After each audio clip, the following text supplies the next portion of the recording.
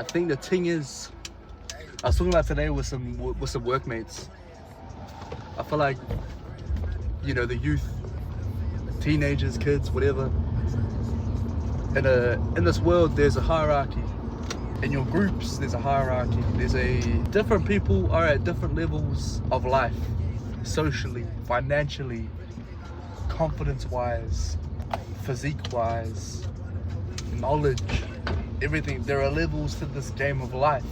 To understand where people are at their different ages, in comparison to someone that's the same age as them, there's a whole lot of different things and factors when it comes to like meeting a new group of people or understanding your social surroundings. In school, there's like the bullies, there's the people that think they're cool, there's the little nerdy kids, there's the sporty kids, the popular kids, the singers, the dancers, you know, the emos, the dark and, you know, the awkward kids, the whatever. There's all these different groups and criterias. There's a hierarchy of kids and hierarchy of people. If you create that social presence and create that not to like, you don't have to want to be friends with everyone, but then just to be able to have that connection with all these different types of people is versatile.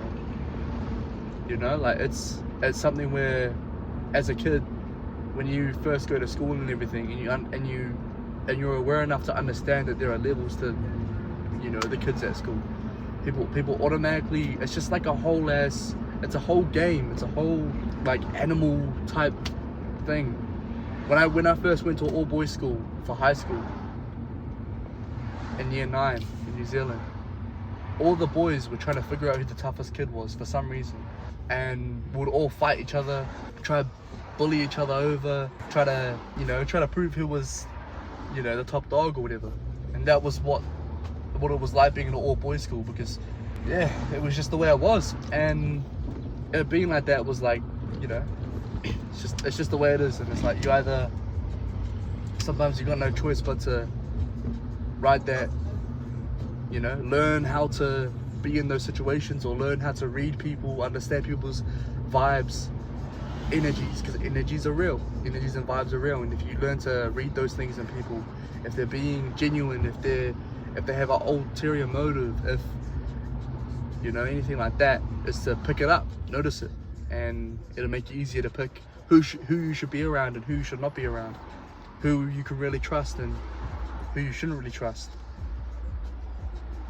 It's just the basic foundation of picking the right people for your environment, because it's saying that if you want to get to certain places in your life, if you want to get to a certain pinnacle of lifestyle, then you're gonna have to have the right people around you. You can't do it by yourself. You're gonna need help. You're gonna need people that think like you, that want to do things like you. And not everyone's gonna want to do that, but find the people. Because like, you look at the top people in any category in this life and in this world, in this earth, they have teams of people.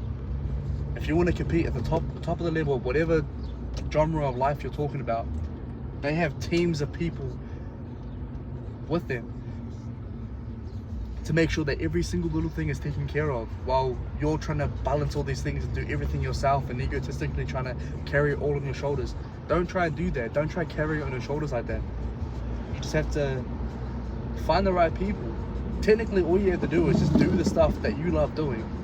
Then when you meet people along the way doing the same stuff that you're doing, you kind of just get in touch and stay alongside each other, test each other, push each other, you know, have each other's back when it comes to, you know, a little brotherhood that you'll tend to build over time.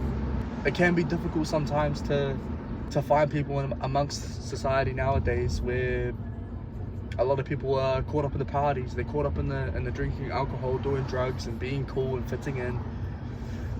Yeah, when you want to get to the top 1%, when you want to get to the top 5%, there is no fitting in. You cannot fit in. You have to be different. Like, it's not, you kind of have to be weird for a period of time in your life. You have to be left out. You have to get FOMO. You have to be bored sometimes. You have to be boring as well. It'll all catch up one day though.